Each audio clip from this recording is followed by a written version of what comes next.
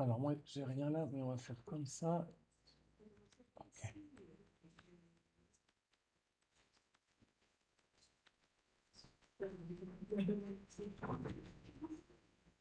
Ok, pardonnez-moi, j'ai réglé mes petites affaires, pardon, j'ai changé de système d'enregistrement et ça marche plus comme je veux. Euh, je vois rien, je vais me tordre le cou pour vous parler de tout ça. Alors, je réglerai ça à la pause.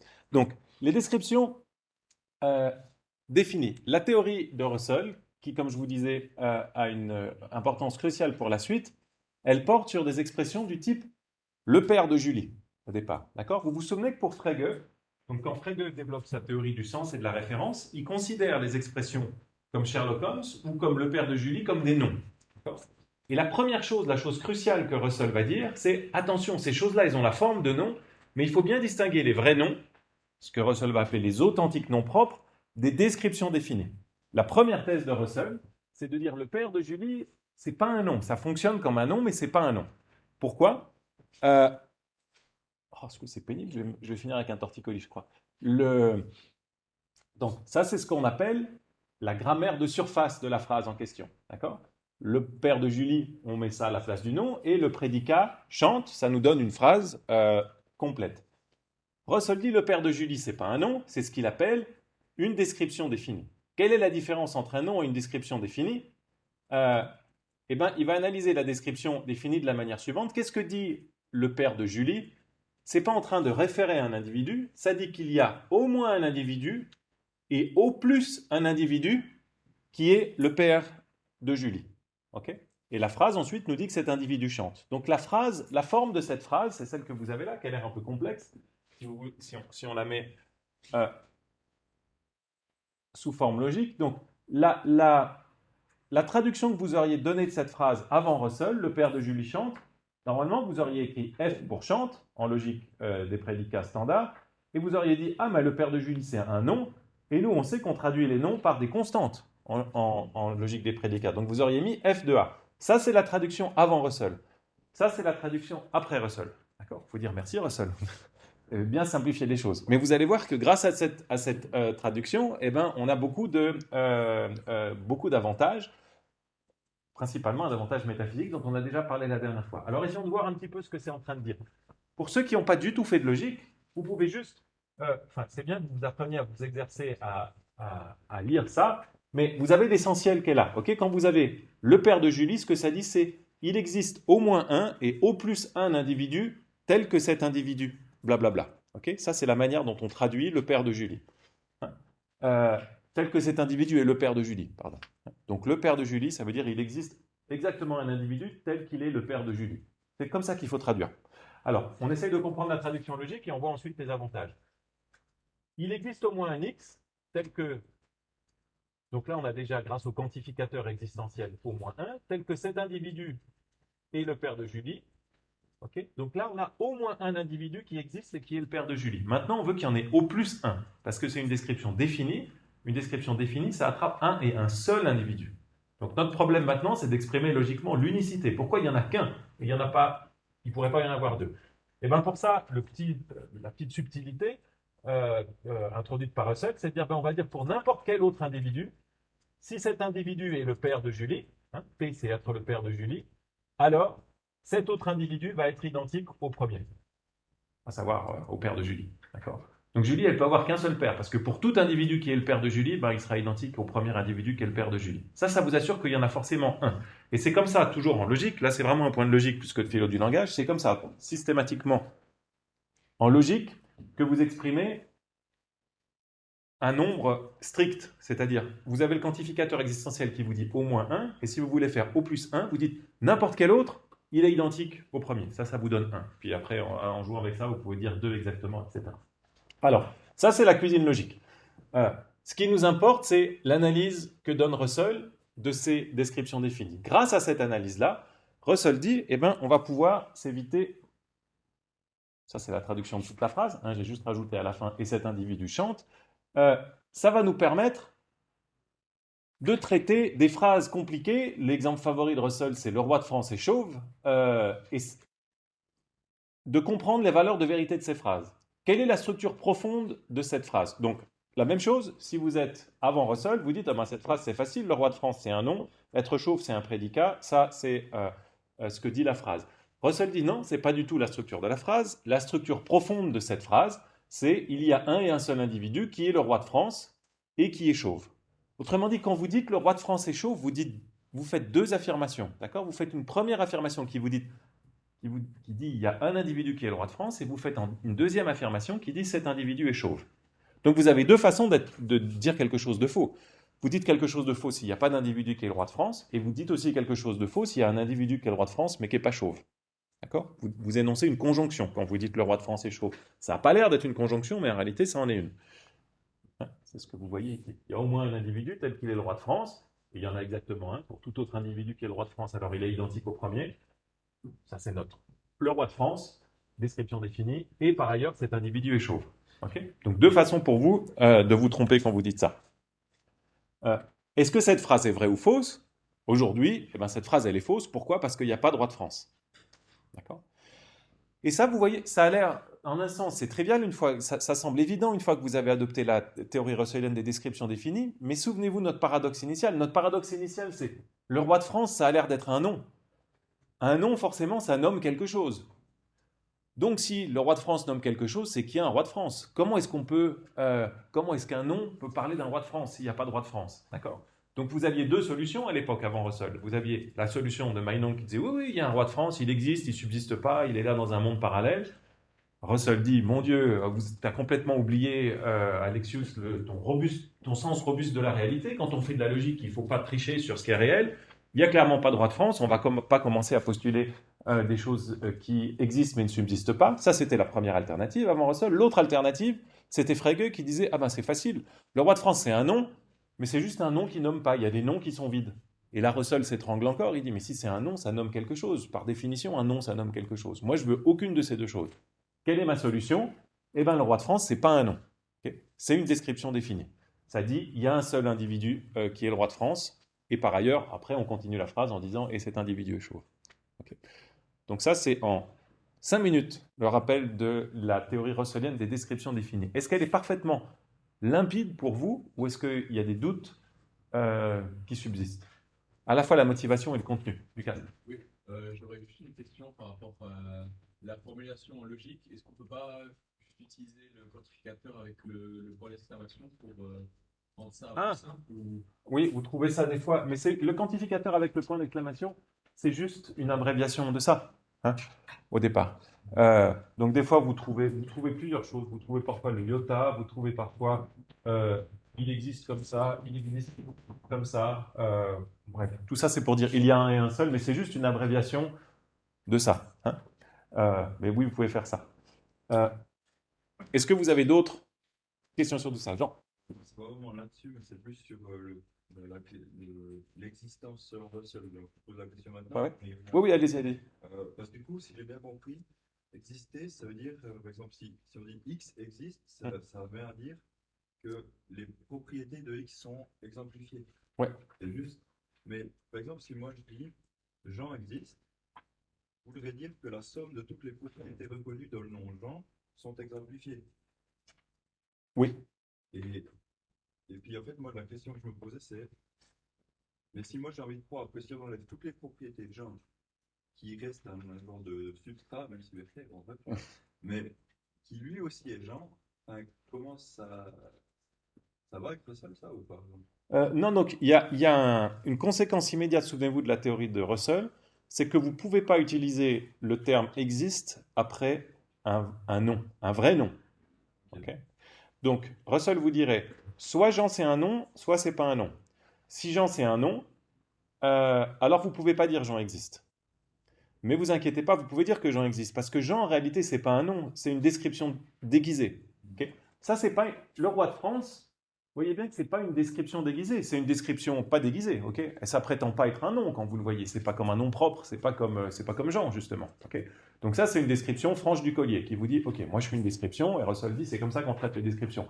Maintenant si vous lui dites Dieu ou Jean, ou Charles III, Russell va dire, oh attention, ça vous croyez que c'est des noms, mais en réalité ce sont pas des noms, ce sont des descriptions. Et quand on dit Jean, on veut dire une description qui peut être simple comme elle peut être compliquée, comme l'étudiant qui est assis à l'avant-droite de la salle, mais qui peut être aussi une description qui fait la liste de toutes vos propriétés, etc. On va voir qu'il y a potentiellement des problèmes sur la multiplicité des descriptions associées à un nom, mais ce n'est pas la théorie que Russell veut faire. Russell dit, moi quand j'ai quelque chose, dès qu'il y a un nom après lequel on met existe, soit cette phrase est dénuée de sens si vraiment ce nom est traité comme un nom, soit cette phrase a un sens et à ce moment-là, ce nom il est traité comme une description et Jean, c'est juste une abréviation pour une description compliquée. Du coup, il y a aussi, par exemple, des propriétés négatives. Enfin, typiquement, si on dit le néant existe, enfin, le néant c'est l'absence de tout. Enfin, autre chose près, mais ça marche ça pour. Comment est-ce que Russell traite ça? Russell dirait il existe une chose unique, telle que cette chose est le néant.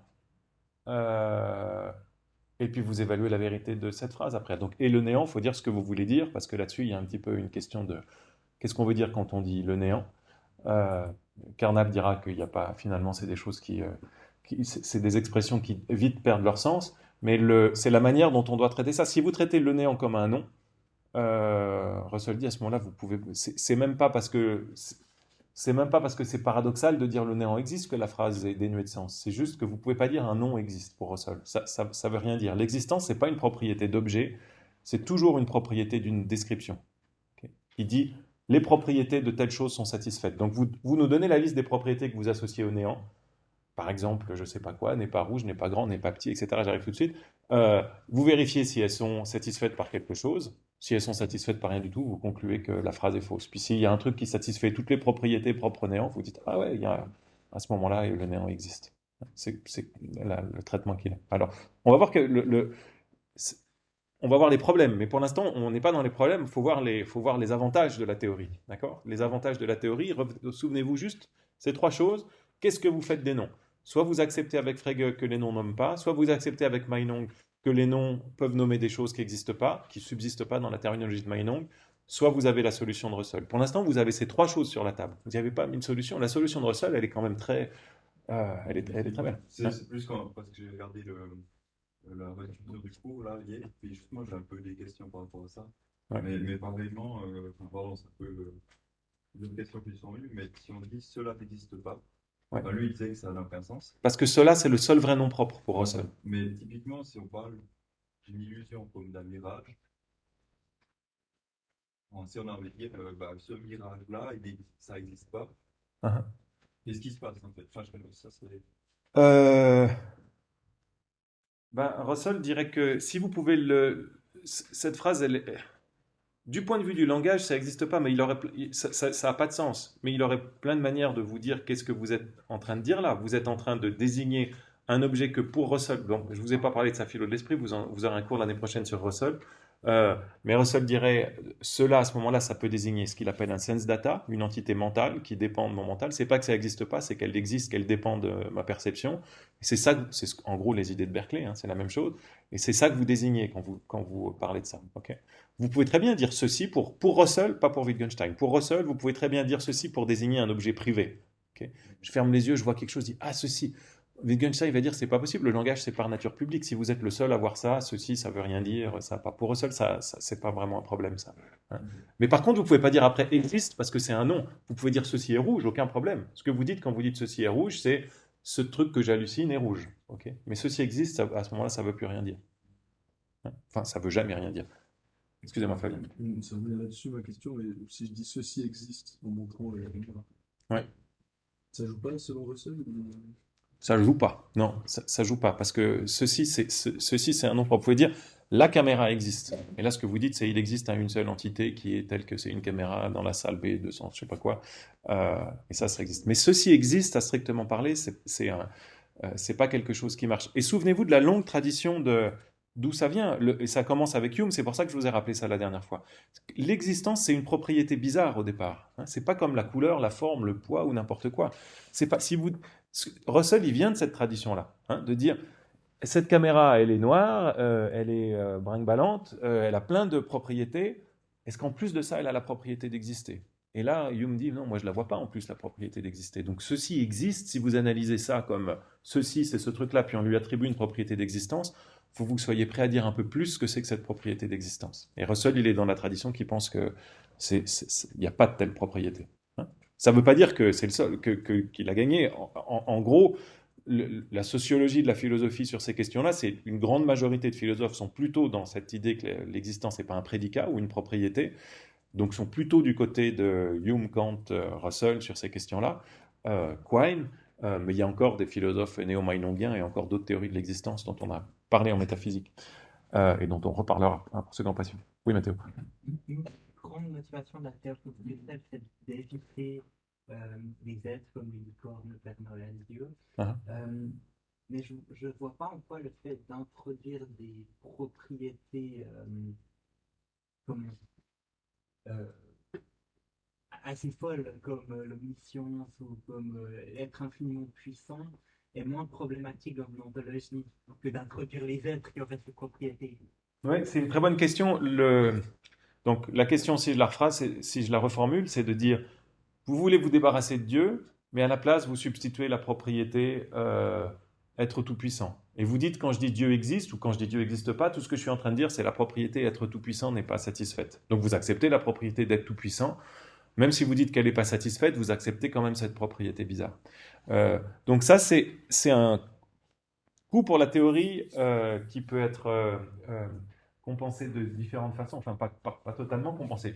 Vous vous souvenez, peut-être vous avez fait attention au fait que quand j'ai présenté la théorie, j'ai oscillé constamment entre une description définie, elle vous dit Dieu existe, ça veut dire les prédicats associés à Dieu sont satisfaits, ou alors la description vous dit les propriétés associées à Dieu sont satisfaites.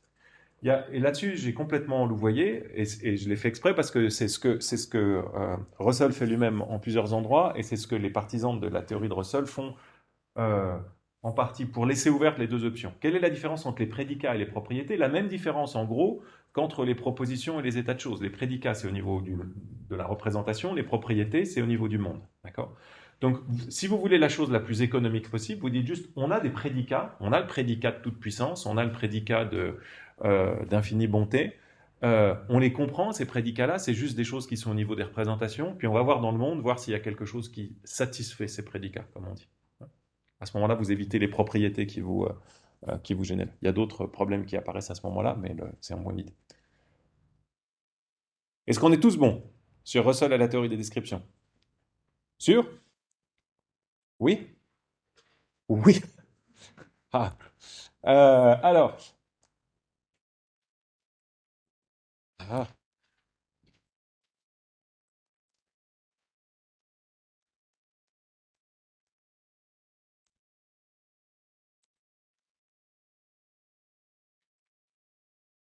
Alors, Russell,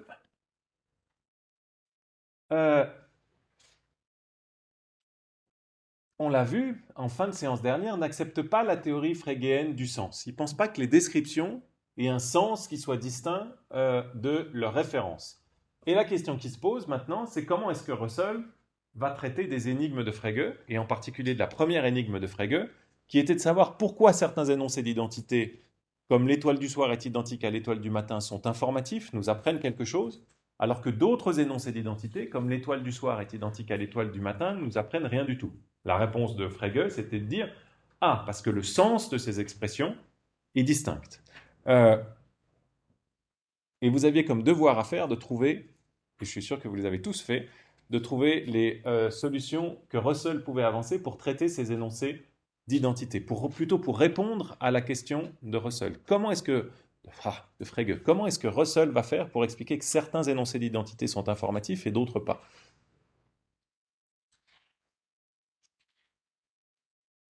Oui. Il va traduire les termes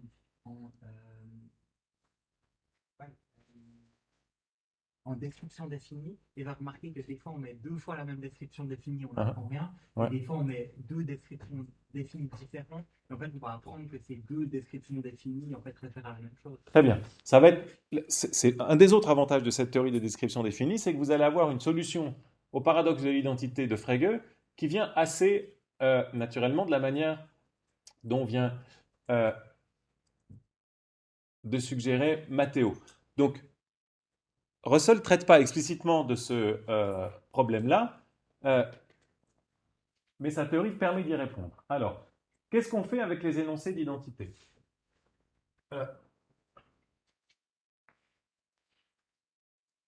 L'identité, on la représente avec le signe d'égalité mathématique. Et maintenant, de part et d'autre du signe d'identité, vous pouvez avoir deux choses pour Frege. Maintenant qu'on a distingué au sein des expressions, disons, appelons-les de ce que Russell appelle les expressions dénotantes, vous pouvez, donc ça c'est un prédicat.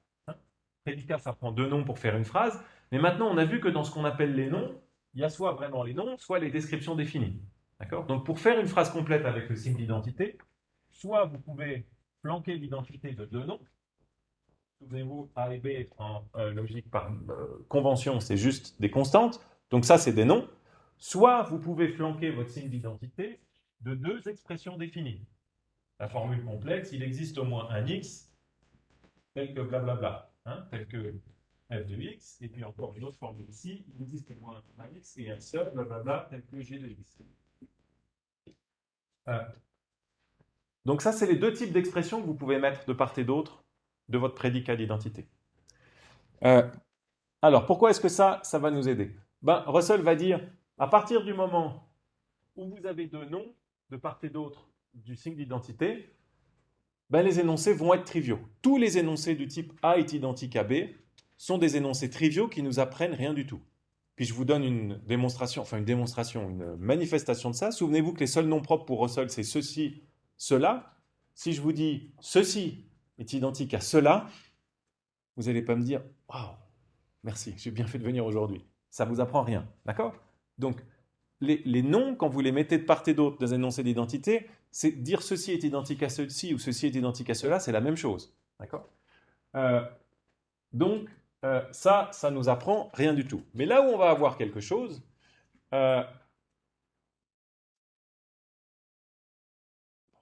laissez tomber A est identique à B sera toujours faux parce que ça dépend de savoir si ceci ou cela c'est le même nom ou pas le même nom. Là où les énoncés d'identité vont nous apprendre quelque chose, c'est quand vous avez d'un côté, vous avez deux cas, d'un côté vous avez un nom et puis de l'autre côté vous avez une description définie.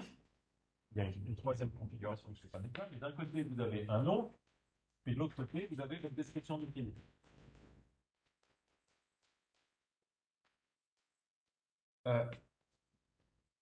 Là, vous pouvez apprendre quelque chose. Donc, si je vous dis, lui, c'est le roi de France, okay? Ou lui, c'est le professeur de logique. Ça vous apprend, ça peut vous apprendre quelque chose, d'accord?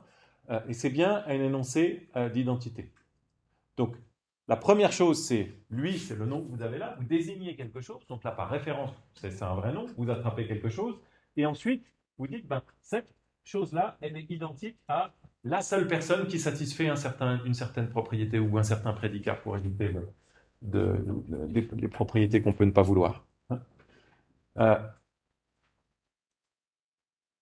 Donc cet énoncé-là, il a cette forme-là. Il y a au moins un individu, tel que cet individu, qu'est-ce que j'ai mis là, est le roi de France, que c'est le seul individu qui est le roi de France, ok? Et cet individu, c'est lui.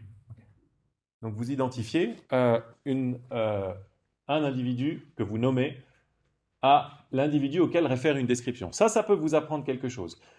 Donc là, j'étais là. Maintenant, je passe ici. Vous avez une autre manière pour un jugement d'identité d'être informatif. C'est si vous avez une identité entre deux descriptions différentes. Là, j'ai f de x, et là, j'ai g de x. Si je vous dis le roi de France est le frère de Julie, je suis en train de vous dire, il y a un individu unique qui est le roi de France, il y a un individu unique qui est le frère de Julie, et figurez-vous que ces deux individus sont les mêmes. En réalité, c'est la même personne. Là, vous pouvez faire waouh aussi. Vous pouvez être étonné un peu, dire j'aurais jamais pensé que le roi de France était le frère de Julie. D'accord? Donc quand je vous dis lui, c'est le roi de France, vous pouvez être sidéré. Quand je vous dis le frère, pardon, faut pas que je pointe. Quand je vous dis le frère de Julie, c'est le roi de France, vous pouvez dire waouh. Par contre, si je vous dis ceci est identique à cela, vous ne faites pas waouh. Voilà, ça c'est Russell en termes de waouh.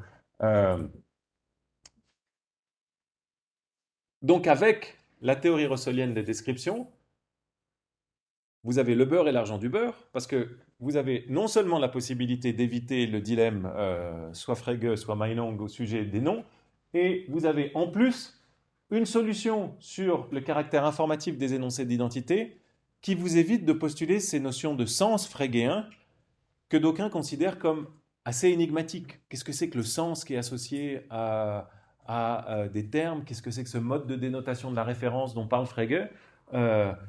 Beaucoup n'arrivent pas à comprendre ça. Et depuis lors, depuis cette théorie d'identité, de description définie de Frege, vous avez deux grands camps en philosophie du langage, en tout cas sur ces questions-là, mais c'est d'une certaine manière les plus saillantes. Vous avez ceux qui sont des frégéens, qui pensent qu'on doit maintenir la notion de sens en philosophie du langage et qu'on ne peut pas comprendre le langage si on ne distingue pas la référence d'un nom de son sens, si on ne distingue pas l'extension d'un concept de son sens, etc. Donc, tous ceux qui sont pour l'introduction de la notion de sens, et vous avez de l'autre côté les russelliens ou néo-russelliens, qui, eux, essayent de faire l'économie de la notion de sens, et au départ jouent avec cet outil russellien de description définie pour essayer de comprendre notamment la première énigme de Frege comme l'énigme qui concerne les énoncés d'identité. D'accord? Donc ça vous donne deux grandes traditions en philosophie, pas tant des traditions que des camps différents. Ok, bon, là je vous ai juste mis la formalisation, mais je pense que vous avez attrapé l'idée. Hein. Alors, est-ce que c'est bon est-ce que tout le monde a bien compris la théorie de la manière dont on répond à les premières énigmes des Frege grâce à la théorie de Russell? Ça va? Alors, je passe maintenant aux objections, à trois objections qu'on fait à la théorie de Russell. La première n'est pas la plus forte, mais enfin ça permet de rappeler un peu les coûts de la théorie. Une objection à la théorie de Russell, c'est de dire qu'elle est fortement révisionnaire, c'est-à-dire que ce que nous dit Russell, c'est la forme apparente des phrases, ne vous y fiez pas, la vérité est ailleurs, la forme apparente des phrases, c'est pas leur forme réelle. La forme réelle, elle est beaucoup plus complexe. C'est pas F de A, tout joli, c'est les longues descriptions définies, il existe un et un seul individu tel que blablabla. Et pour Russell, le divorce entre la structure apparente et la structure réelle des propositions, du langage, c'est un divorce qui est presque systématique et qui est radical. D'accord ? Presque à chaque fois que vous avez un nom pour lui, en réalité, vous avez une description déguisée. Presque aucun nom dans le langage ordinaire. Alors, on peut ne pas aimer ça. Enfin, en général, on dit souvent qu'en philosophie, que c'est mieux d'essayer de réviser le moins possible les apparences. Mais évidemment, on se doute bien de la réponse des Russelliens, et de Russell en particulier. Ça va être de dire, oui, c'est vrai que c'est moins joli mon histoire. C'est moins joli de remplacer F2A par mes longues descriptions, mais grâce à mon petit stratagème, on peut résoudre tout un tas de paradoxes, en particulier les paradoxes qui ont trait aux licornes, mais aussi, on vient de le voir maintenant, qui ont trait à l'identité. Donc ça, c'est la première objection. Elle est relativement inoffensive en un sens. Une deuxième objection qui est soulevée contre la théorie de Russell, c'est comment est-ce qu'on va pouvoir traiter de ce qu'on appelle parfois les vérités fictionnelles dans le cadre de cette théorie. Et semble-t-il, si vous acceptez la théorie de Russell, vous ne pouvez pas traiter certaines de ces vérités fictionnelles. Qu'est-ce que c'est qu'une vérité fictionnelle? Comparez les deux phrases suivantes. Sherlock Holmes fume la pipe et Sherlock Holmes est un pangolin. Si vous êtes Russell, vous devez dire que les deux phrases, elles sont juste fausses. D'accord? Pourquoi? Parce que Sherlock Holmes, c'est pas un nom, c'est une description déguisée. Vous remplacez par, je ne sais pas quoi, l'inspecteur brillant. Il existe un seul inspecteur brillant qui fume la pipe, qui a résolu le meurtre de je ne sais plus qui. C'est pas le cas, donc c'est faux. Mais la deuxième phrase, elle est fausse aussi. Or, on a l'intuition qu'il y a une asymétrie claire entre ces deux phrases, que la personne qui prononce la deuxième phrase a dit une beaucoup plus grosse bêtise que celle qui dit la première phrase, d'accord? Et on a même l'impression que celle qui dit la première phrase dit pas vraiment une bêtise. Donc comment est-ce qu'on rend compte de ce contraste-là? Ça, c'est quelque chose qui est resté ouvert et le problème est rendu encore plus aigu par la théorie de Russell qui rejette les deux phrases comme fausses. Alors peut-être qu'il y a des moyens d'avaler la pilule pour Russell, de dire pour les Russelliens plutôt, la première phrase elle est fausse littéralement, mais il y a un sens dans lequel, ou un contexte littéraire, dans le contexte de l'œuvre, dans lequel cette phrase est vraie. C'est le type de choses que font certaines théories de la fiction en philosophie du langage et en philosophie plus généralement. Mais il y a d'autres problèmes qui est que parfois vous avez des vérités fictionnelles qui ressemblent fort à des vérités logiques. Si vous dites la montagne d'or est en or, c'est pas juste dans le contexte d'une fiction quelconque, d'accord? Il semble que vous disiez quelque chose de trivial ici. Or, qu'est-ce que vous dites pour Russell? Vous dites, ben, il existe un et d'un seul individu tel que c'est une montagne d'or, et cet individu est en or. Ok. Ben, c'est faux qu'il existe un et un seul individu tel que c'est une montagne d'or, donc c'est faux que la montagne d'or est en or. C'est un petit peu bizarre d'avoir une théorie qui implique qu'il est faux que ce qui ressemble à presque une trivialité logique,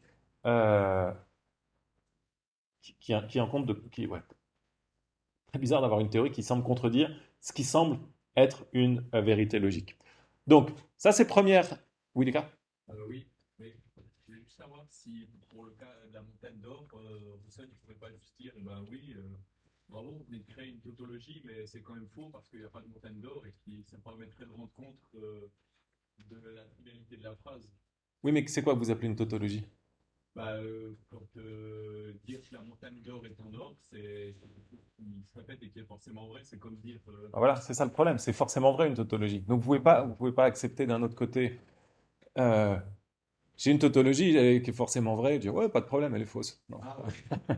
Hein, c'est ça le problème, c'est que ça semble être quelque chose qui est vrai euh, par, euh, euh, par nature, ou bah, logiquement.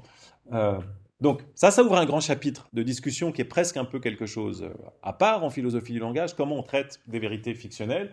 Je vous ai dit, c'est pas que la philosophie du langage, parce que vous avez aussi tout un tas de questions intéressantes sur nos attitudes, pas simplement linguistiques vis-à-vis des fictions. On peut tomber amoureux d'êtres fictionnels, on peut avoir peur d'être fictionnel, on peut avoir de la compassion pour des êtres fictionnels, est-ce que c'est des émotions réelles ou pas? Il y a tout ce domaine de la philosophie de la fiction qui est à cheval sur la philosophie du langage et la philosophie de l'esprit. Alors je passe maintenant à la troisième objection à Russell, sur laquelle on va revenir, parce qu'en un sens, c'est celle dans lesquelles vont s'engouffrer un certain nombre de philosophes après Russell, dont Kripke, qu'on verra pas cette séance, mais la suivante prochaine. Donc, c'est l'occasion de bien distinguer deux thèses que soutient Russell. Russell soutient comme première thèse que les descriptions ou descriptions définies ne sont pas des noms. Hein, souvenez-vous, pour Frege, il met tout ça ensemble, tout ça c'est des noms, Julie, la licorne, tout ça c'est des noms qui vont ensemble. Russell dit non, attention, il y a les vrais noms et il y a les descriptions déguisées. Donc dans la catégorie des noms, Russell introduit une distinction qui n'était pas là au départ. Ça c'est sa première thèse et elle est assez généralement acceptée. Mais Russell introduit une seconde thèse qui dit que presque tous les noms propres sont en réalité des descriptions. Okay. De dire que Jean est un nom et que la licorne est une description, ou la table est une description, c'est une première chose bien vue chez Russell, une fois qu'on le voit, c'est assez évident qu'il y a un peu de classe dans ces expressions nominales ou expressions dénotantes, mais jusqu'ici on est dans la thèse 1, c'est pas trop controversé. Tandis que de dire en plus que Jean, c'est pas un nom, mais c'est une description, là ça devient plus controversé. Et pourquoi ça devient plus controversé? Ben, un problème que vous aviez soulevé, oh les fautes, pardon, à quel deux LE, que vous aviez soulevé la dernière fois, et chaque nom au singulier, c'est que, oh là là, et description au pluriel, excusez-moi, je l'ai parlé celle-là, c'est que si vous acceptez la théorie de Russell, à chaque fois que vous avez un nom, vous devez pouvoir dire quelle description correspond à ce nom. Et vous en avez, potentiellement, vous avez plein de descriptions différentes. Donc on prenait Jean tout à l'heure. Jean, vous avez 1000 descriptions associées à Jean qui peuvent être une description spatiale, l'élève qui est assis à l'avant-droite de la salle, une description capillaire, l'élève qui a la coiffure la plus étrange de cette salle, une description, vous en avez plein comme ça, d'accord? Donc, quelle est la bonne description qui attrape Jean?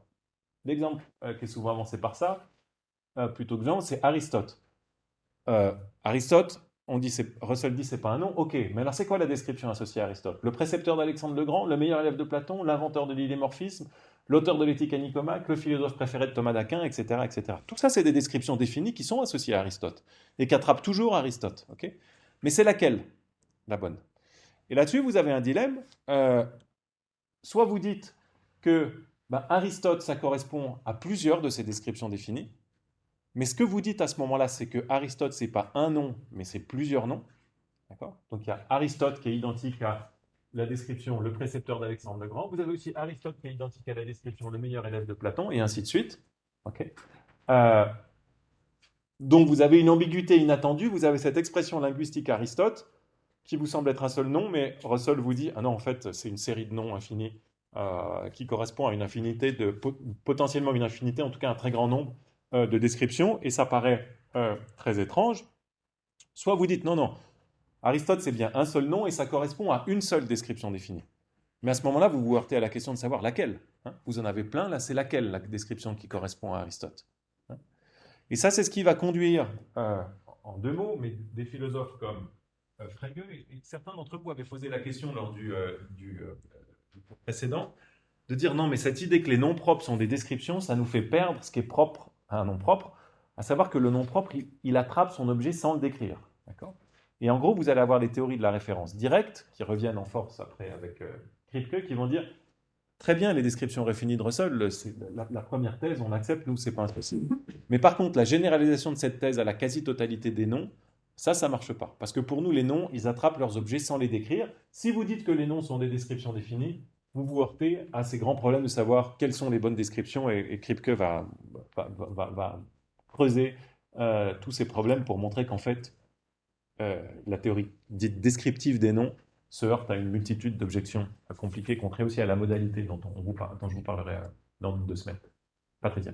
Il n'y a pas une troisième option qui serait de dire qu'il n'y a qu'une description de la vie et pas la somme de descriptions qui tout ça. Oui, Searle dira quelque chose comme ça. Dans les années 60, il dit oui, il faut faire en fait une grande conjonction ou disjonction de toutes ces descriptions-là. Le problème, vous ne pouvez pas faire vraiment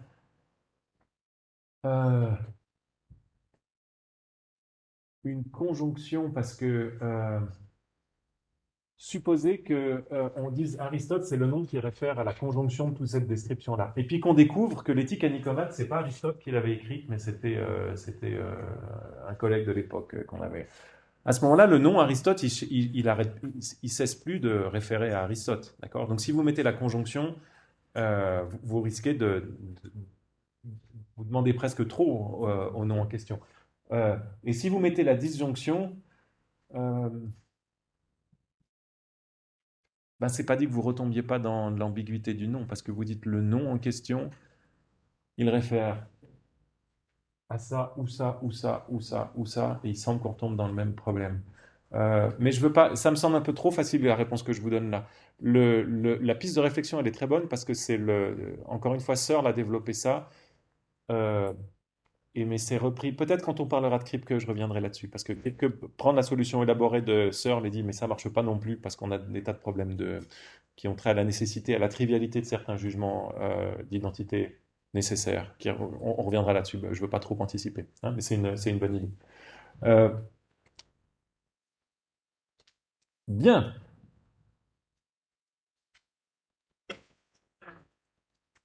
Alors, on a terminé avec Russell maintenant. Vous m'avez tous dit que vous aviez parfaitement compris, donc maintenant je m'appuie sur Russell, qui va constituer pour les 3 auteurs qu'on va voir maintenant le point focal. D'accord ? Donc on va voir 3 grandes théories qui sont des développements ou des critiques sur la base de cette théorie de Russell, qui sont d'une part la critique que Strawson va proposer de Russell, ensuite la critique que Donnellan va proposer d'autres aspects des descriptions définies de Russell, et ensuite la critique de Kripke qui passe pour être le grand apport, la principale, eu égard au fonctionnement des noms et des descriptions définies. Alors on commence par la théorie de Strawson, la critique de Strawson qui en fait est d'inspiration très frégéenne, c'est pour ça que je les ai mis ensemble ici.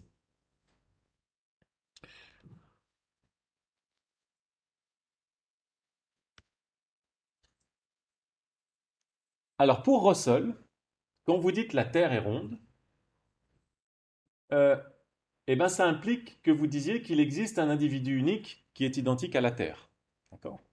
La Terre, c'est une description. Vous dites qu'il y a un seul individu tel que cet individu est la Terre. Okay ? Et donc, quand vous dites la Terre est ronde, vous dites, je vous redis tout ça, vous dites une conjonction, vous dites il y a un et un seul individu tel que cet individu est la Terre, et par ailleurs, cet individu est rond. Soit. Frege, lui, pense que ça, c'est une erreur. Il pense que, vous pensez, parce que c'était avant Frege, puis c'est la théorie que va reprendre Strawson, il pense que les noms n'impliquent pas que leur référent existe, mais ils présupposent que leur référent existe. Donc là, le contraste ici qui va être crucial pour la critique de Russell qu'on est en train de voir maintenant, c'est de dire, est-ce que c'est vrai que quand vous utilisez une expression définie, vous dites qu'il existe un et un seul individu, ou est-ce que vous présupposez qu'il existe un et un seul individu? Alors on va essayer de voir un peu plus clairement ce que veut dire cette distinction entre dire et présupposer.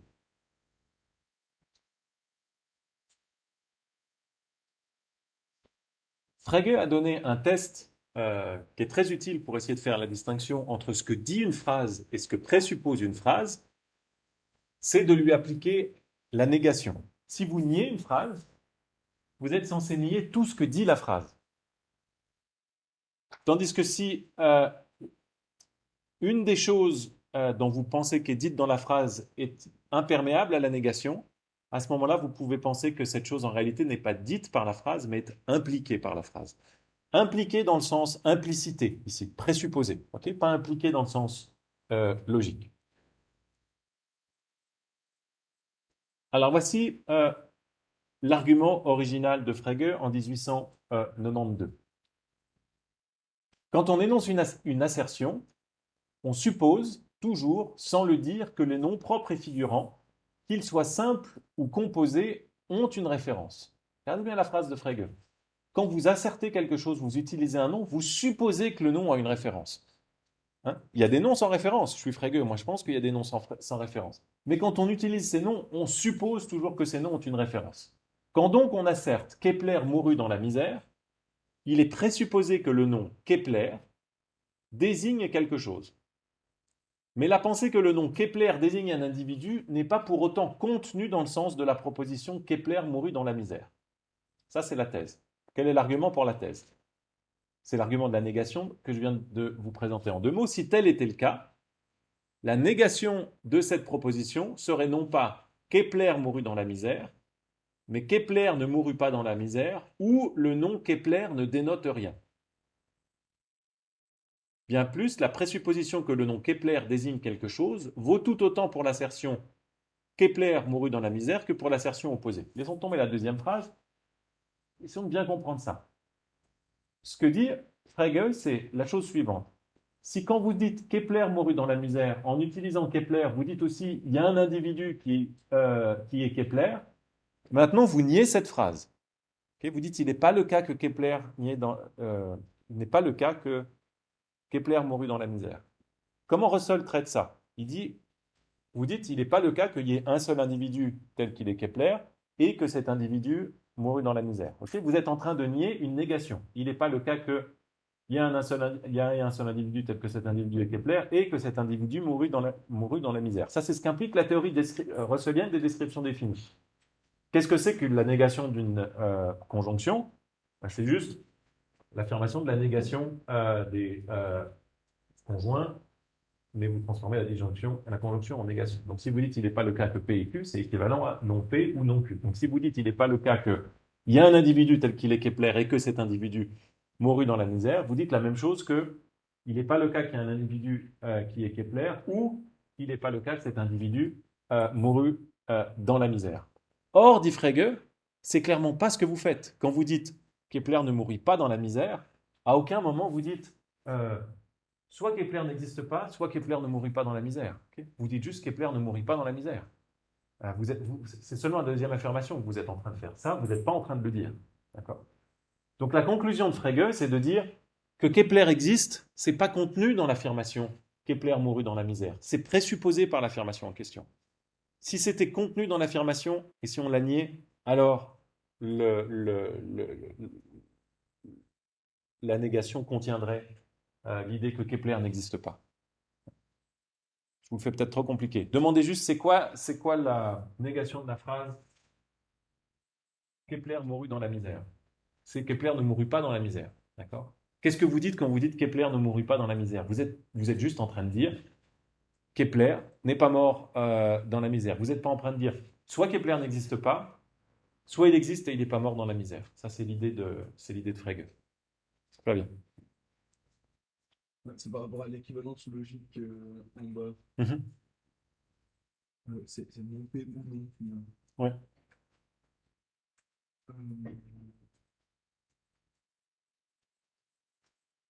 Oui, enfin, je comprends bien que la première phrase, ça représente Kepler mourut dans la misère.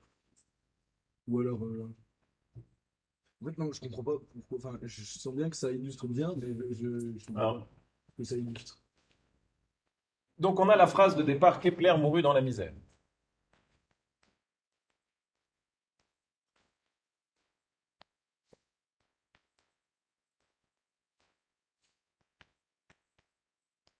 Ok. Comment est-ce qu'on formalise ça si on prend, comment est-ce qu'on comprend cette phrase? On ne va pas formaliser, on va juste la faire en langage ordinaire. Comment est-ce qu'on comprend cette phrase d'après Russell? Ben, Russell dit, cette phrase, elle signifie, il existe un seul individu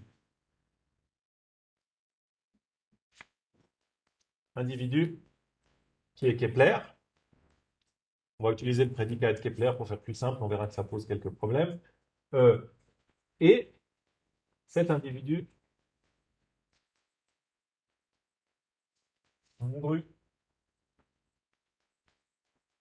dans la misère. Ok, donc ça c'est notre phrase de départ. Ça c'est l'analyse de Russell. Est-ce que jusqu'ici ça va? On a juste appliqué la théorie des descriptions au nom Kepler et ça nous a donné il existe un individu tel que cet individu est Kepler. Ok. Donc Russell dit c'est ça que vous dites quand vous dites cette phrase-là. Vous dites cette grande conjonction. Frege arrive en fait, il l'avait déjà dit avant, mais Frege dit non mais si c'était vraiment la traduction de cette phrase-là, quand je nie 2 maintenant, quand je dis c'est pas le cas qu'il existe un seul individu, c'est pas le cas que Kepler mourut dans la misère, je devrais nier, autrement dit, ça revient à nier 2, ça revient à nier une conjonction. Ça revient à dire, non, il existe un individu qui mourut dans la misère. Ah ouais, parce que c'est. Pardon, je reviens à votre question. Et cet individu, il existe un individu qui est Kepler, et cet individu mourut dans la misère. Donc, ça, c'est la négation d'une conjonction. Et tout ce qu'on applique ici, c'est l'équivalence, c'est que vous dites juste, pour faire, enfin ça vous l'avez vu en logique, je pense, vous faites rentrer quand vous niez une conjonction, mais c'est même pas que de la logique. Si vous dites, il n'est pas le cas qu'il pleut et que Julie rit, ça veut juste dire, Julie ne rit pas ou il ne pleut pas. Ok. Donc là, vous faites rentrer la conjonction et vous dites, il n'est pas le cas qu'il existe un individu, blablabla, bla, bla, bla, bla, ou il n'est pas le cas que cet individu mourut dans la misère. Est-ce que ça va mieux comme ça? Oui. Oui. Hein? Et l'idée de Frege, c'est de dire, vous voyez bien maintenant que cette phrase-là, cette négation-là, c'est pas la négation de il n'est pas le cas que Kepler mourut dans la misère. Et quand vous dites il n'est pas le cas que Kepler mourut dans la misère, vous dites pas soit Kepler n'existe pas, soit Kepler n'a pas mouru dans la misère. Ça, c'est juste l'intuition de Frege. Il n'y a pas de justification pour ça, c'est dire c'est clair que quand vous dites Kepler ne mourut pas dans la misère, vous dites pas cette phrase complexe-là. Ouais. La première, là, il existe une seule individu qui est Kepler et maintenant qui a Russell. Ça, c'est la phrase de départ que tout le monde accepte. Ok, c'est le donné qu'on tient. Ça, c'est l'analyse que Russell donne de cette phrase. C'est la théorie des descriptions définies appliquée à la phrase de départ. Maintenant, Frege arrive et il dit, ok, supposons qu'on nie cette phrase. Donc, on nie la phrase 1. Okay. D'après, si la théorie de Russell est vraie, c'est la même chose que de nier la phrase 2, puisque pour Russell, la phrase 2, c'est la même chose que la phrase 1. Okay. C'est l'analyse de la phrase 1. Donc si on dit non 1, Kepler ne mourut pas dans la misère, ou il n'est pas le cas que Kepler mourut dans la misère, ça devrait vouloir dire la même chose, qu'il n'est pas le cas qu'il existe un seul individu qui est Kepler, et que cet individu mourut dans la misère. Okay. Qu'est-ce que ça veut dire cette phrase-là? Il n'est pas le cas que tout ça, ça veut juste dire, soit il n'est pas le cas que Kepler existe, soit il n'est pas le cas que Kepler, enfin pas soit, il n'est pas le cas que Kepler existe, ou il n'est pas le cas que cet individu mourut dans la misère. Et Frege dit, on voit bien que c'est pas ça la négation de la phrase. Ça va? Ouais. Hein, donc, le test de la négation, c'est souvent employé en pragmatique pour essayer de comprendre la différence entre ce que dit une phrase et ce que présuppose ici la phrase. Hein. Et vous voyez que vous voyez d'après Frege, on voit que quand on nie la phrase, eh ben, on nie pas l'idée qu'il existe un individu tel qu'il est Kepler. On nie juste le fait que cet individu mourut dans la misère. Donc, la phrase ne dit pas, la phrase Kepler mourut dans la misère, contrairement à ce que lui fait dire Russell, elle ne dit pas qu'il existe un individu tel que cet individu est Kepler. Okay, elle dit juste, elle présuppose qu'il y a un individu et tout ce qu'elle dit, c'est que cet individu mourut dans la misère. Ça va? Ouais. Alors, j'ai une autre diapo pour vous présenter ça avant de vous assommer, avant la pause et d'essayer de réparer mon histoire. Est-ce que je vous fais ça? Non, je ne vais pas vous faire ça. Je vais juste vous lire cette citation de Strawson. Donc Strawson reprend la théorie de Frege et la retourne explicitement contre Russell. Considérez, dit Strawson, à nouveau la phrase « Le roi de France est sage » et les choses vraies et fausses que Russell dit à son sujet. Il y a au moins 2 choses vraies que Russell dirait à propos de cette phrase. La première est qu'elle est significative, que si quelqu'un la prononçait maintenant, il prononcerait une phrase significative. Ça, c'est la première thèse de Russell, ça c'est une phrase qui a un sens, le roi de France est sage. La seconde est que toute personne prononçant actuellement cette phrase ne ferait une affirmation vraie que s'il existait en fait à l'heure actuelle un et un seul roi de France, et si ce roi de France était sage. Donc là-dessus, Strawson est d'accord.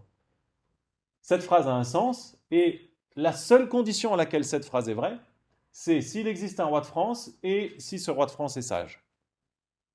Pas de problème pour Strawson. Hein, on ne se dit pas là qu'est-ce que dit la phrase, on se dit les conditions de vérité de la phrase. Mais maintenant, voici là où Strawson quitte Russell. Quelles sont les choses fausses que Russell dirait à propos de la phrase? Ce sont, premièrement, que quiconque la prononce aujourd'hui ferait une affirmation vraie ou une affirmation fausse. D'autre part, qu'une partie de ce qu'il affirmerait serait qu'il existe actuellement un et un seul roi de France. Donc ça, c'est ce que Russell dit au sujet de la phrase, ce avec quoi Strawson n'est pas d'accord. Celui qui prononce la phrase « le roi de France est sage », pour Russell, soit dit quelque chose de vrai, soit dit quelque chose de faux. S'il n'y a pas de roi de France, il doit dire quelque chose de faux. Et d'autre part, Russell dit que cette phrase, elle affirme, parce que c'est son analyse, le roi de France, il branche sa théorie des descriptions dedans, elle affirme qu'il y a un seul individu qui est le roi de France. La théorie de Strawson, comme Frege, c'est de dire non, cette phrase, elle n'affirme pas qu'il y a un seul individu qui est le roi de France. Elle le présuppose. Okay. Conséquence de cette affirmation, cette thèse de Strawson, quand vous dites le roi de France est sage, je ne sais pas si ça vous arrive souvent, mais si vous dites le roi de France est sage, ce que vous dites, c'est pas vrai, mais c'est pas faux non plus. Ce que vous dites, c'est ni vrai ni faux pour Frege ou pour Strawson. Parce que ce que vous avez présupposé n'est pas satisfait. Donc vous dites une phrase qui a un sens, mais qui n'a pas de valeur de vérité. Ça, c'est la thèse de Frege. Okay, Strawson. Russell dit cette phrase est fausse, elle a un sens, mais elle est fausse. Strawson et Frege disent non, cette phrase, c'est vrai qu'elle a un sens, mais c'est pas vrai qu'elle est fausse. Quoi dirait Russell? Alors elle est vraie. Principe de bivalence. Moi, Russell, vous savez, c'est un logicien pur jus. C'est lui qui, avec Frege, introduit la logique contemporaine. Soit la phrase elle est vraie, soit elle est fausse si c'est une phrase descriptive. Et bien Strawson et Frege disent non, il y a des phrases qui sont ni vraies ni fausses. Celles qui présupposent une référence et pour laquelle cette présupposition n'est pas satisfaite. Donc on voit la fin de cette théorie après une brève pause parce qu'on prend 6 minutes, on reprend à 11h20 pour terminer la critique de Strawson.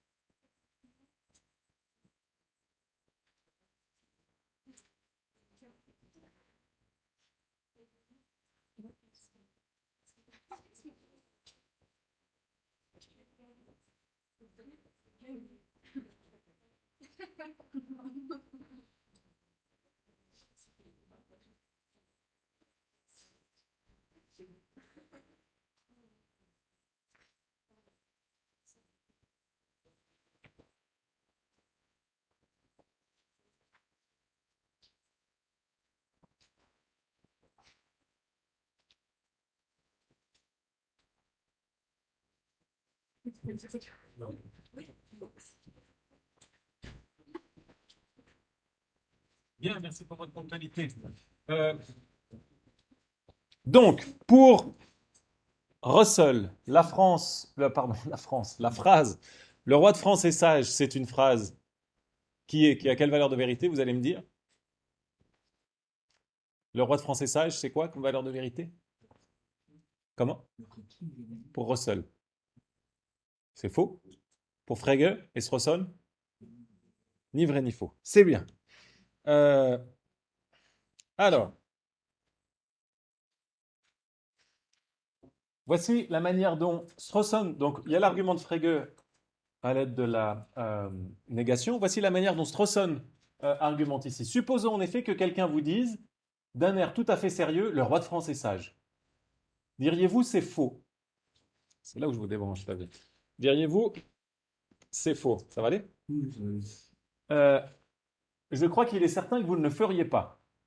Il faut dire que le cas est un peu bizarre. Vous rencontrez quelqu'un qui vous dit le roi de France est sage. Vous dites, faut peut-être pas que je lui dise que c'est faux à lui. Diriez-vous c'est faux? Je crois qu'il est certain que vous ne le feriez pas. Mais supposons qu'il vous demande ensuite si vous pensez que ce qu'il vient de dire est vrai ou faux, si vous êtes d'accord ou non avec ce qu'il vient de dire. Je pense que vous seriez enclin, avec une certaine hésitation, à dire que vous ne pensez ni l'un ni l'autre. Que la question de savoir si sa déclaration est vraie ou fausse ne se pose tout simplement pas parce que le roi de France n'existe pas. Donc, l'intuition de Strawson, et c'est purement une intuition linguistique, et vous avez vu que chez Frege c'est aussi une intuition linguistique, c'est de dire, si quelqu'un vous dit cette phrase, vous n'allez pas lui dire que c'est vrai, mais vous n'allez pas lui dire que c'est faux non plus. Et c'est pas juste vous n'allez pas lui dire, parce que quand on dit vous n'allez pas lui dire, vous dites, ouais, je ne vais pas le fâcher, ça a l'air d'être quelqu'un de bizarre. C'est pas l'idée ici, c'est juste, vous n'allez pas vous dire à vous-même, cette phrase est fausse ou cette phrase est vraie. Hein? Alors ça a fait couler... je vous lis la dernière citation de Strawson. Pardon, nous pourrions exprimer ceci de la manière suivante. Dire le roi de France est sage, c'est dans un certain sens impliquer, c'est imply, le verbe en anglais, impliquer qu'il y a un roi de France. Mais il s'agit là d'un sens très particulier et étrange du mot impliquer. Dans ce sens, implique n'est certainement pas équivalent ou entraîne ou implique logiquement. Et cela ressort du fait que lorsque, en réponse à son affirmation, nous disons, comme nous devrions le faire, il n'y a pas de roi de France, nous ne devrions certainement pas dire que nous contredisons l'affirmation selon laquelle le roi de France est sage. Nous ne disons certainement pas qu'elle est fausse. Nous donnons plutôt une raison de dire que la question de savoir si c'est vrai ou faux ne se pose tout simplement pas. Donc si quelqu'un vous dit le roi de France est sage et vous lui répondez le roi de France n'existe pas, d'après Strawson, vous n'êtes pas en train de contredire la personne en question. D'après Russell, vous contredisez la Russell en question, la personne en question, parce que la personne est en train de dire il y a un roi de France et il est sage. Donc la conséquence pour la valeur de vérité des phrases, on l'a déjà vu, c'est que selon la théorie de Russell, le roi de France est chauve, c'est une phrase qui est fausse. Selon la théorie de Frege-Strawson, c'est une phrase qui est ni vraie ni fausse parce qu'elle ne dit pas qu'il y a un roi de France, mais elle présuppose qu'il y a un roi de France. Mais ce n'est pas une phrase vraie non plus, ok? Parce que ce qu'elle présuppose est faux. Donc c'est pour Strawson une phrase qui n'est ni vraie ni fausse. Alors ça c'est la proposition de de Frege développée par Strawson. Je vous mentionne juste une objection à cette proposition.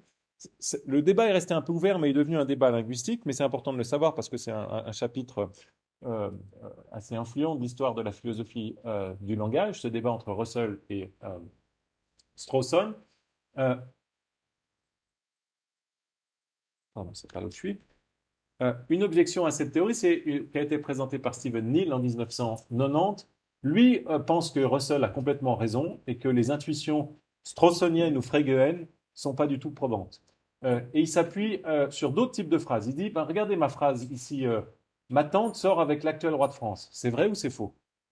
Puis là, Strawson devrait dire, oh, vous seriez plutôt enclin à dire à quelqu'un qui vous dit ça, oh, ce que tu dis, c'est pas vrai, mais c'est pas faux non plus. Ah non, si quelqu'un vous dit, ma tante sort avec l'actuel roi de France, vous pouvez vous dire, ok, on va pas le contrarier, il va me taper ou il va faire une crise, je sais pas, mais par contre, antérieurement, vous pensez au moins, cette personne, elle sort effectivement, elle dit quelque chose de faux. Pareil, si quelqu'un vous dit, l'actuel roi de France tombe à pelouse, vous pouvez décider de ne pas le contredire pour des raisons de prudence, mais vous pensez bien que c'est faux, que l'actuel roi de France est en train de tondre sa pelouse. Et vous voyez bien que si vous vous appuyez sur des phrases comme ça, c'est facile de dire non, c'est Russell qui a raison contre Frege. Tandis que si vous vous appuyez sur l'exemple de Russell au départ, hein, l'actuel roi de France est chauve, quand vous dites cette phrase, mais c'est une phrase tellement bizarre hors contexte, peut-être qu'il y a un peu plus de place pour la théorie de Frege.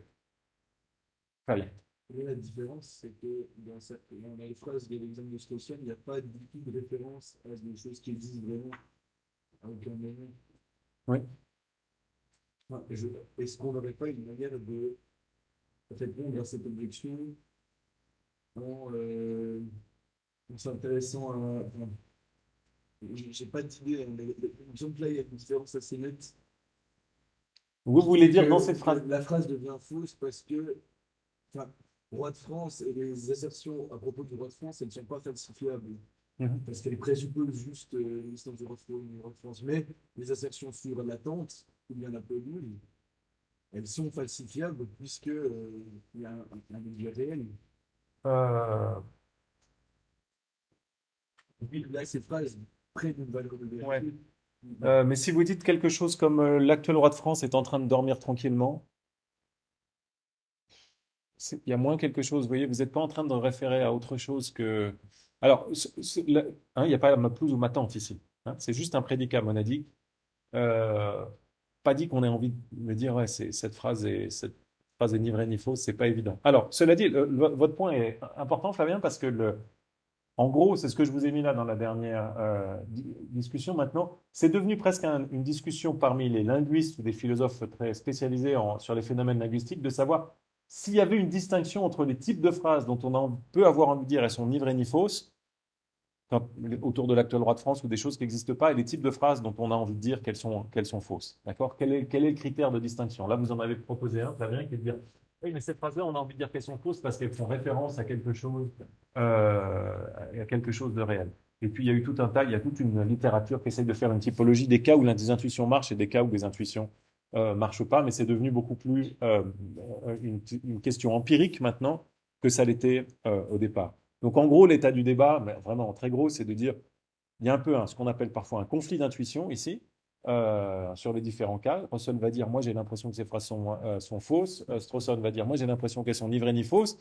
Puis pour motiver leurs intuitions, ils vont faire appel à des exemples différents. Et puis on en est un petit peu là de dire peut-être il n'y a pas une seule théorie qui s'applique à tout. Il y a des phrases pour lesquelles Russell a raison, d'autres pour lesquelles Strawson a raison. Alors, ça c'est tout ce que je veux vous dire là-dessus. Non, c'est pas tout ce que je veux vous dire, pardon.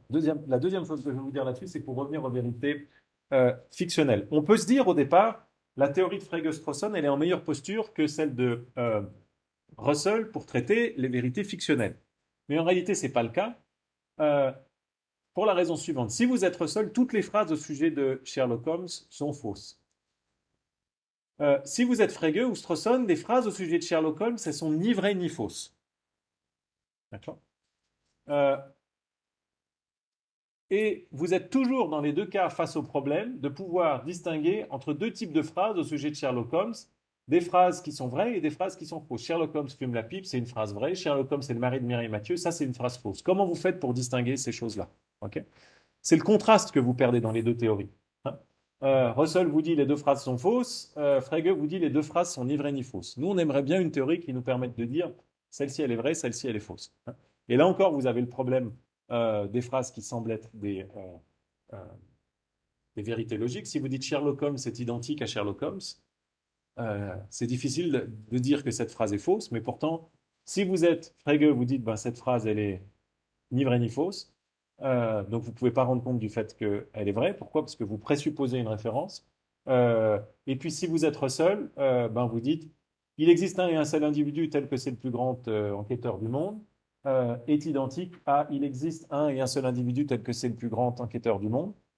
c'est pas vrai que cet individu existe, donc cette phrase, elle est toujours fausse. Hein. Et là aussi, c'est une conséquence étrange. Donc, on n'est pas complètement sorti du bois.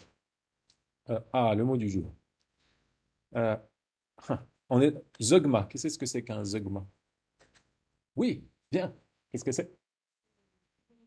Ah, ah.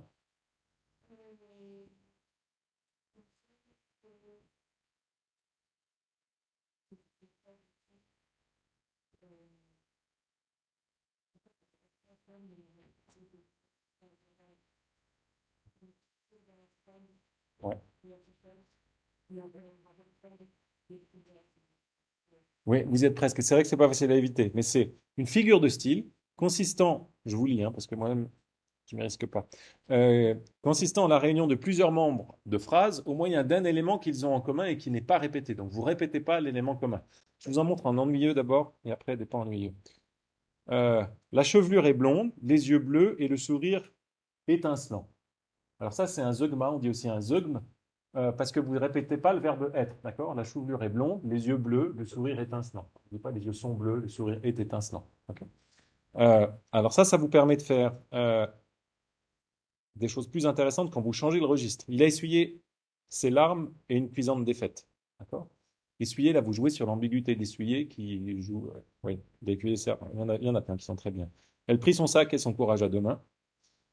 Euh, un beau zeugme de Jacques Prévert.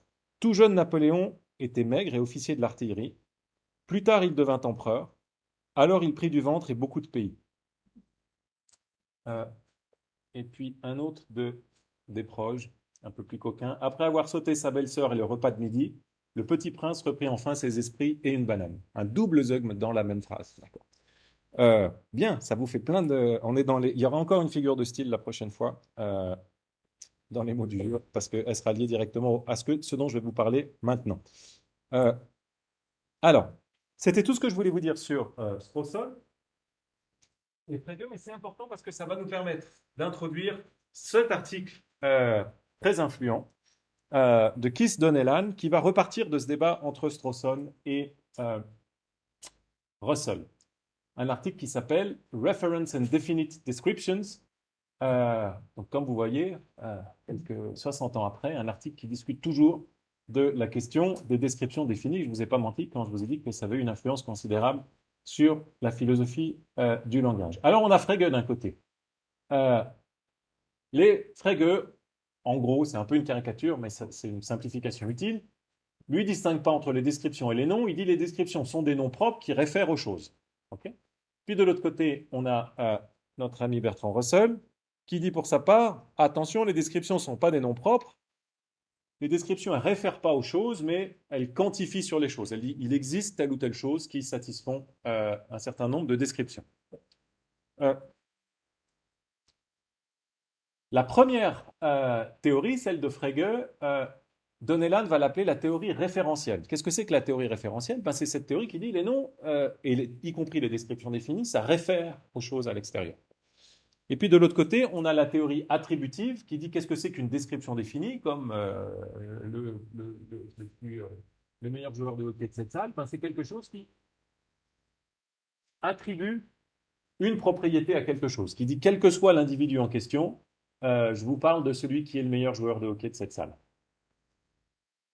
Et puis arrive Keith Donnellan, dont j'ai pas pu trouver la moindre photo sur Internet, donc j'ai mis une tête vide, qui lui dit, moi je vais vous réconcilier un petit peu, tous les deux,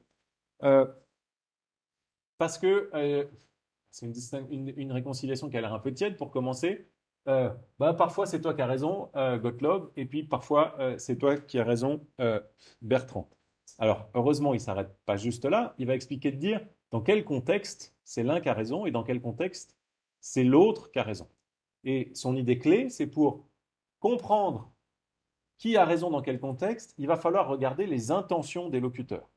Okay. Vous souvenez, quand je vous ai dit la manière dont je découpais ce cours, il y a la syntaxe, on l'a vu déjà, on est dans la sémantique là.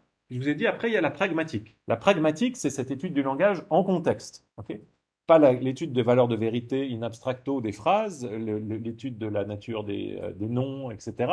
Mais comment est-ce qu'on utilise le langage? Et le pas que fait Donnellan ici, c'est de dire on ne va pas pouvoir comprendre les descriptions définies si on ne s'intéresse pas au contexte, et en particulier cet élément du contexte, qui sont les intentions du locuteur. Donc c'est un pas qui va vers ce qu'on appelle la pragmatique. Et c'est ce que leur reproche de Nélan. Vous avez négligé les éléments pragmatiques dans vos discussions. Sa thèse, c'est que les descriptions définies, il y a un seul individu tel que blablabla, elles peuvent être utilisées soit à la Frege de manière référentielle, comme des noms. Donc il dit c'est pour ça que Frege a parfois raison. Si je dis le meilleur joueur de hockey de cette salle, eh ben, je peux utiliser ça comme un nom pour référer. Okay. Supposons que ce soit Jean, c'est l'heure d'être le meilleur exemple aujourd'hui. Je pourrais dire le meilleur joueur de hockey de cette salle. Okay. Et quand je fais ça, j'utilise l'expression le meilleur joueur de hockey de cette salle comme une expression définie. Okay. Par contre, on peut aussi ignorer qui est le meilleur joueur de hockey de cette salle et je peux juste me référer à lui en disant le meilleur joueur de hockey de cette salle et faire une phrase à son sujet à côté. A gagné cette semaine le championnat suisse de hockey.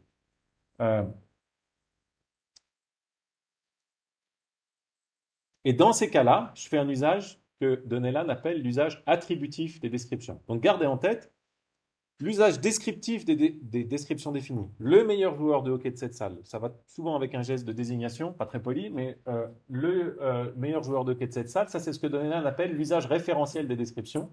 Et dans un autre contexte, vous avez l'usage attributif des descriptions définies.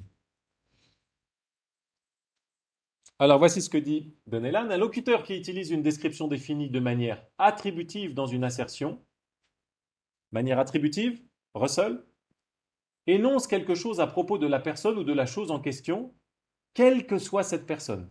Okay. Un locuteur qui utilise une description définie de manière référentielle dans une assertion utilise la description pour permettre à son auditoire de déterminer de qui ou de quoi il parle et affirme quelque chose à propos de cette personne particulière ou de cette chose en particulier.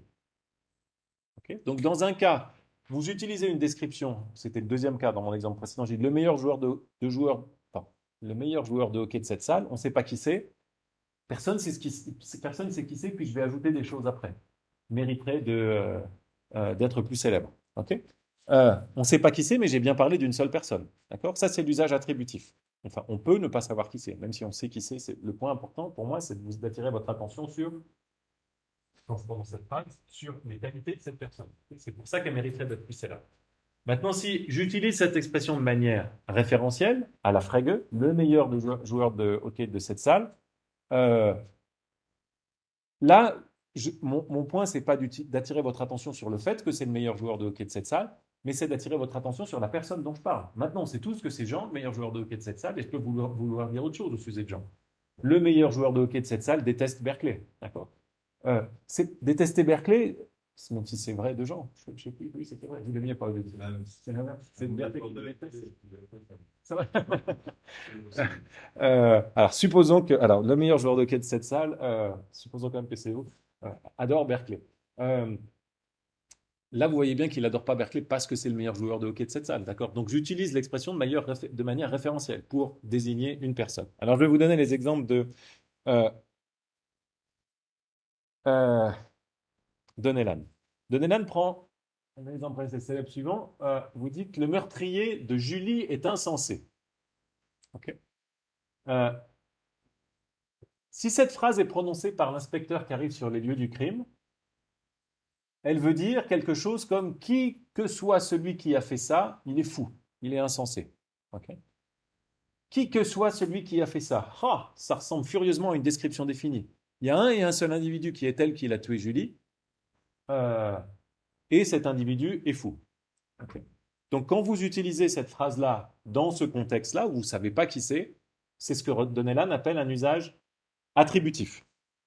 Mais maintenant, supposez qu'on ait trouvé la personne en question, ou pensé trouver la personne en question.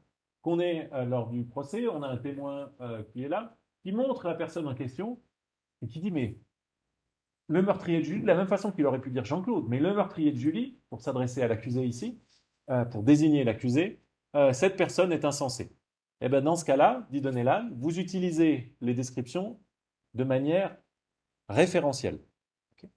C'est pas la description qui importe, c'est la référence. Donc, ce qu'il faut bien que vous voyez, c'est que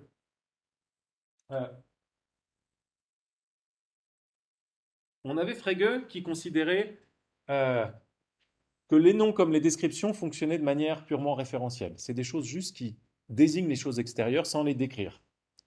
D'accord ? Après arrive Russell qui dit la quasi-totalité des expressions nominales, expressions dénotantes, comme il dit, sauf les noms, désignent les choses extérieures, mais de manière descriptive, en les décrivant, en leur assignant des propriétés et en disant c'est les choses qui satisfont ces propriétés. Donc on avait en gros que la référence pour Frege, que la description pour Russell. Et puis on était face à la question de savoir comment on fait nos choix entre ces deux approches. Ce que Donnellan nous dit, et c'est pour ça que ça a été quelque chose qui a été influent, c'est de dire en fait on n'a pas forcément un choix à faire. Selon le contexte, on peut utiliser la même expression linguistique d'une manière référentielle ou d'une manière descriptive. Le meurtrier de Julie, dans le contexte d'une enquête, c'est utilisé de manière descriptive, attributive, dans l'utilisation de jargon de Donnellan, ou vous pouvez utiliser cette même expression dans un autre contexte, celui du procès, de manière référentielle. Est-ce que le contraste entre ces deux usages est clair, ou est-ce que l'exemple de Donnellan n'est pas assez... Ça va? Oui?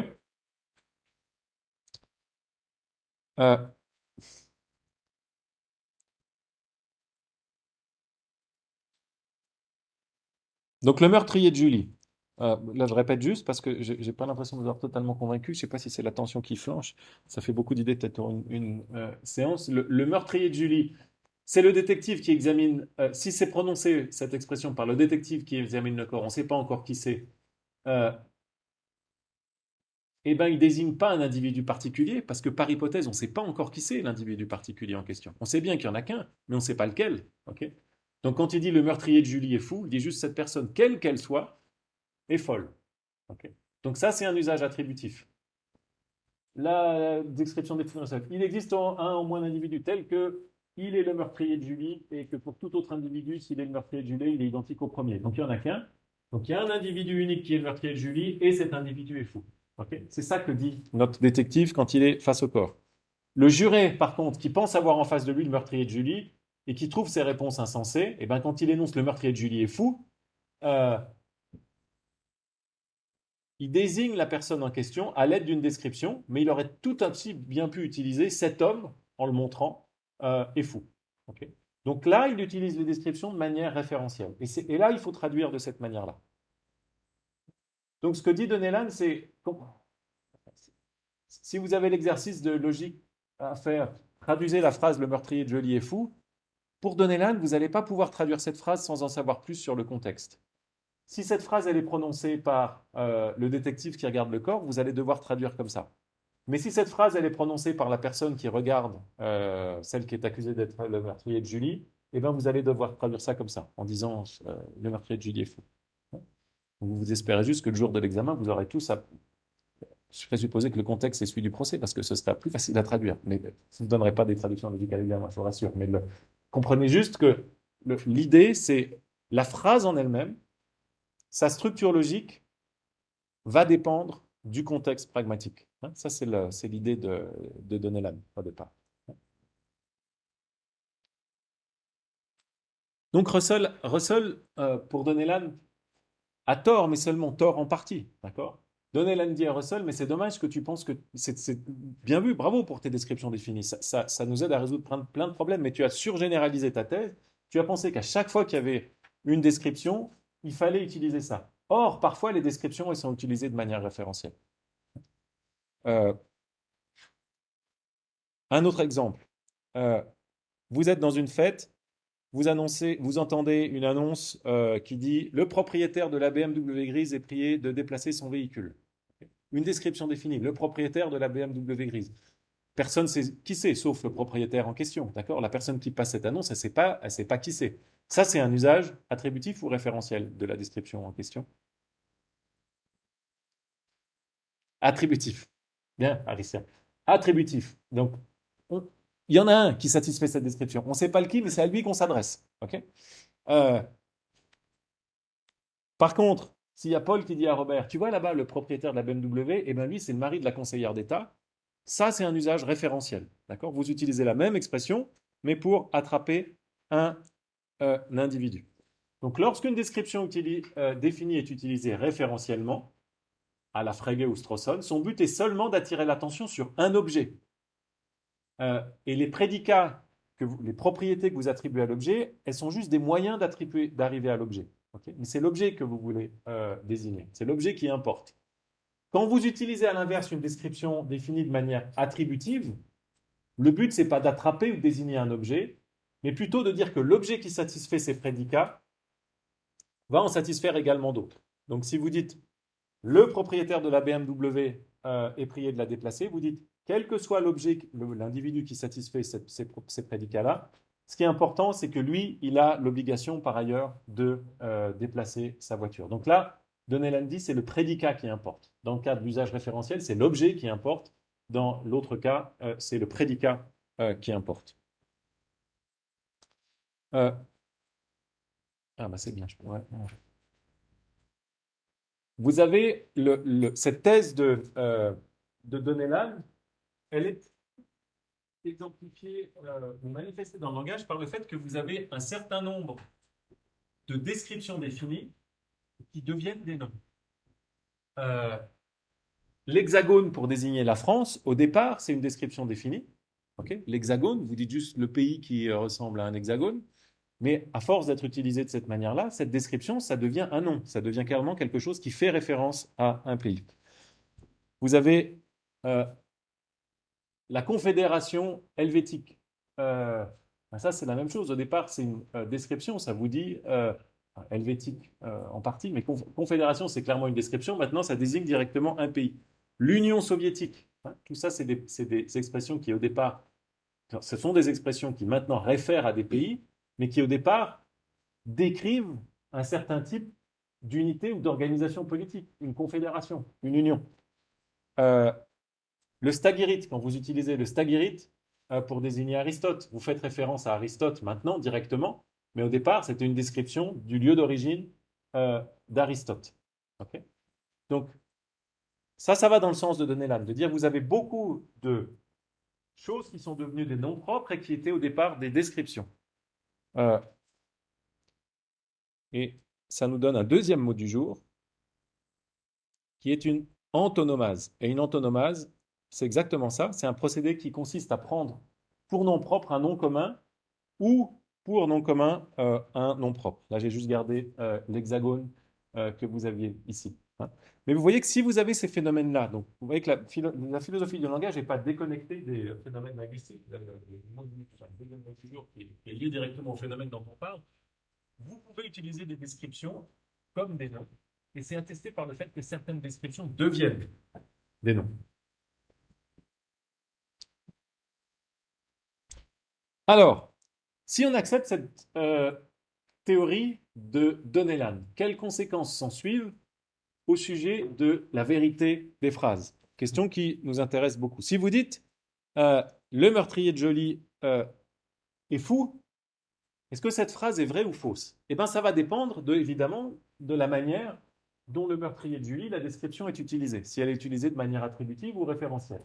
Si la description est utilisée de manière attributive, si vous dites quel que soit, il y a une seule personne telle qu'elle est le meurtrier de Julie et cette personne est folle, et bien pour que cette phrase soit vraie, il faut qu'il y ait effectivement un meurtrier de Julie. Supposez que Julie n'ait pas été tuée, qu'elle soit encore en vie ou qu'en fait elle soit morte par accident. À ce moment-là, quand vous dites que le meurtrier de Julie est fou, ben cette phrase, elle est fausse parce qu'il n'y a juste pas de meurtrier de Julie. Donc là, vous tombez sur la théorie de la vérité russellienne. Si vous interprétez, dans les cas où on interprète les descriptions définies à la Russell, quand les descriptions définies ne sont pas satisfaites, alors les phrases sont fausses. Mais maintenant, grâce à Donnellan, on sait, ou on croit savoir, que on peut utiliser les descriptions définies de manière référentielle, comme quand on dit l'hexagone, comme quand on dit le meilleur joueur de hockey de cette salle. Qu'est-ce qui s'ensuit pour la vérité des phrases dans lesquelles les descriptions sont utilisées référentiellement, mais dans lesquelles aucun individu ne satisfait la description? Okay. Et là, Donnellan a un point intéressant. Il dit, eh ben même dans ces cas, la phrase peut être vraie. Okay. Russell dit, si jamais la description n'est pas satisfaite, la phrase, elle est toujours fausse. Mais Donenal dit non, dans un usage référentiel des descriptions, la phrase, elle peut être vraie. Est-ce que vous arrivez à penser à une phrase dans laquelle on utilise une description de manière référentielle et cette phrase est vraie? Ok. Une phrase qui contient une description qui n'est pas satisfaite par personne et néanmoins cette phrase est vraie. Je regarde avec des grands yeux tellement la question paraît bizarre. Oui, Arissa.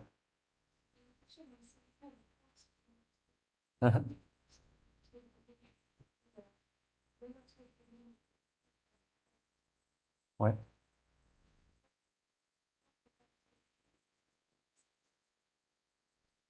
Oui, c'est pas loin. Vous allez dans la bonne direction, sauf que euh, oui, c'est un exemple de ce type-là.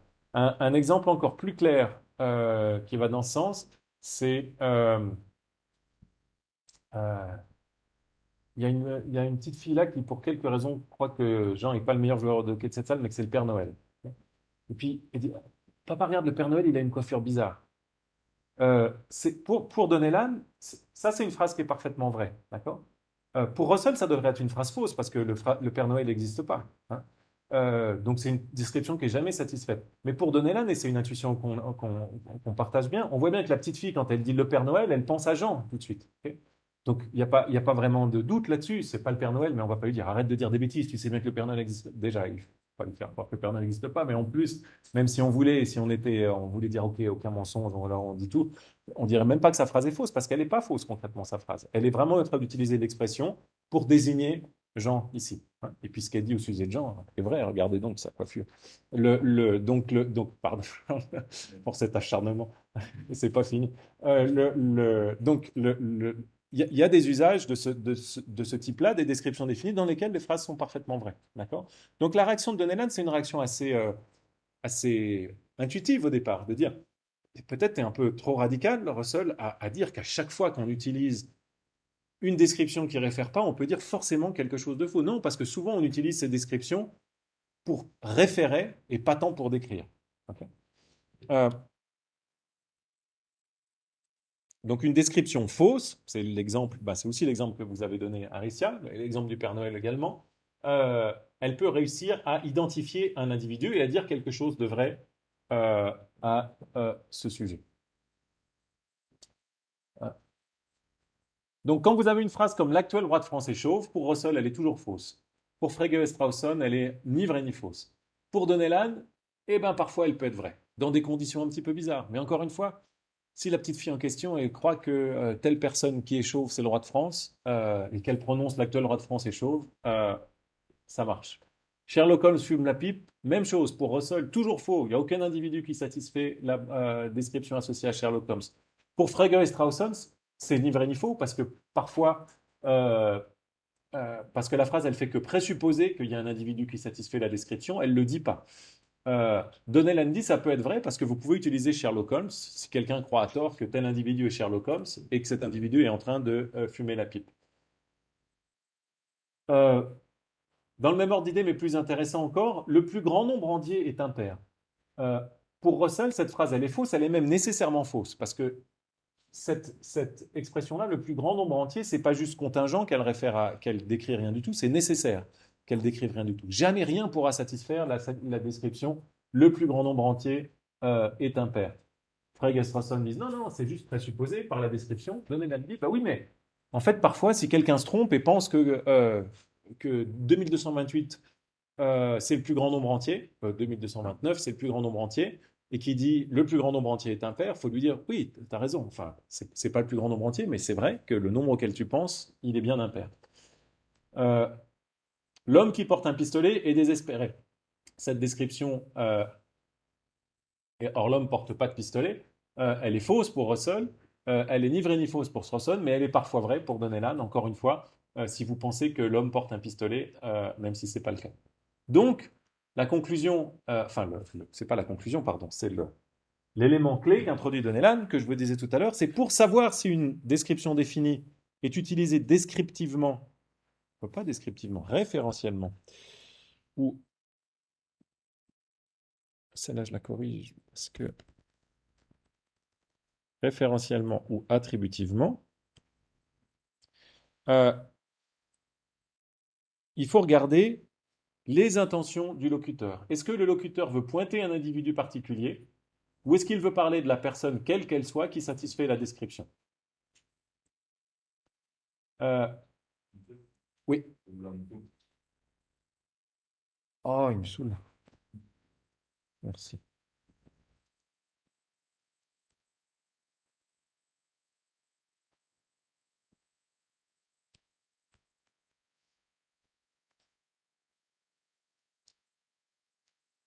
Et puis, Donnelly, il y a un test assez simple. Si le fait que la description soit vraie ou conforme à l'objet n'importe pas pour déterminer la vérité de la phrase, alors vous pouvez conclure que l'usage est référentiel. Autrement dit, si je dis le Père Noël qu'elle a une coiffure bizarre, c'est pas très important que Jean, pour savoir si la phrase est vraie, c'est pas important de savoir si Jean c'est effectivement le Père Noël. Ok. Si c'est ça, c'est que la description a été utilisée de manière référentielle. Euh, Par contre, si vous dites le propriétaire au micro, le propriétaire de la BMW qui est mal garé devant le truc, et puis vous attribuez vous attribuez quelque chose, et quelqu'un de bien peu attentif aux autres, alors qu'en réalité, c'est Mère Teresa qui s'est garée là et qu'elle avait juste pas vu qu'elle bloquait tout le monde. Ben, à ce moment-là, c'est important de savoir si la description, le fait que la description soit utilisée de cette manière importe pour déterminer la valeur de vérité de la phrase. Donc, c'est un usage euh, attributif. Donc, c'est bien, j'ai mieux avancé que ce que je pensais aujourd'hui. Donc, la dénotation, Donnellan termine en disant il faut bien distinguer la référence d'une description, ce qu'il appelle la référence d'une description d'infini. Là, c'est juste une introduction de terminologie. Hein. C'est l'individu unique qu'elle identifie dans un contexte particulier, et ça c'est une notion pragmatique, ce qu'il appelle la dénotation d'une description définie, l'individu unique qui satisfait la description définie. Okay. Et c'est pas toujours la même chose. Hein. Donc si vous avez une description définie comme le Père Noël, dans l'exemple le Père Noël a une coiffure bizarre, cette expression le Père Noël, elle a bien une référence dans cet usage-là, parce qu'elle identifie un individu unique, à savoir Jean qui est ici.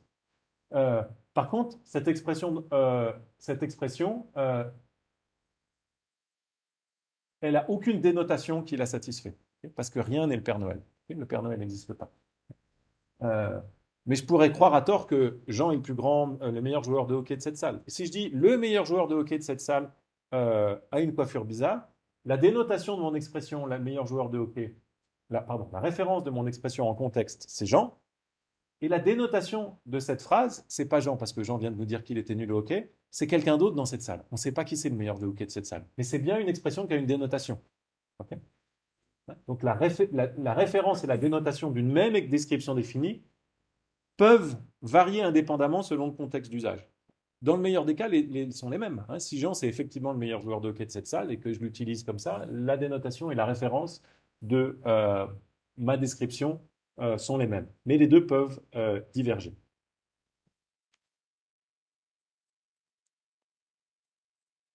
Alors, ça c'est la thèse générale de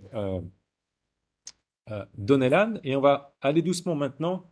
J'introduis juste deux éléments avant de vous laisser vers la critique que Kripke va adresser à cette thèse-là, ce qui va nous amener à étudier Kripke après la pause Pascal. Donnellan admet avec Frege et Strawson que dans certains cas qui sont des cas rares, les descriptions définies qui sont utilisées référentiellement peuvent donner lieu à des phrases qui sont ni vraies ni fausses. Quels sont ces cas? Eh bien, c'est le cas où le locuteur échoue à identifier un individu quelconque. Il échoue à attraper une personne quelconque. C'est des cas qui vont être rares, mais vous avez un type d'hallucination qu'on appelle l'hallucination dermatozoïque, vous avez l'impression que vous avez une mouche qui bouge sur votre bras. Si Julie a l'impression hallucinatoire qu'elle a une mouche qui bouge sur son bras, dit « la mouche sur mon bras bouge », et bien cette phrase, Donnellan dit, elle va être ni vraie ni fausse, parce que la mouche, c'est bien une description, et c'est bien une description qui est utilisée référentiellement, mais en réalité, il n'y a absolument rien qui satisfait cette description-là. Donc, cette phrase, dira Donnellan, pour elle, il faut accepter qu'elle est ni vraie ni fausse. Donc, je conclue là-dessus. Pour Donnellan, la plupart des cas où vous utilisez des descriptions, soit vous utilisez cette description définie de manière attributive, soit vous l'utilisez de manière référentielle. En général, quand vous l'utilisez de manière référentielle, vous arrivez à attraper quelqu'un, le Père Noël dans cette salle, le meilleur joueur de hockey de cette salle, mais il arrive parfois que vous n'attrapiez personne, même de manière référentielle. Okay, et là, c'est typiquement le cas des hallucinations. Vous êtes sûr qu'il y a un éléphant dans cette salle? L'éléphant de cette salle, il n'arrête pas de bouger, ça m'empêche de me concentrer aujourd'hui. Là, vous avez échoué à référer. Mais c'est des cas qui sont très rares, en fait. Donc, les phrases ni vraies ni fausses, pour Frege et Strawson, il y en a beaucoup.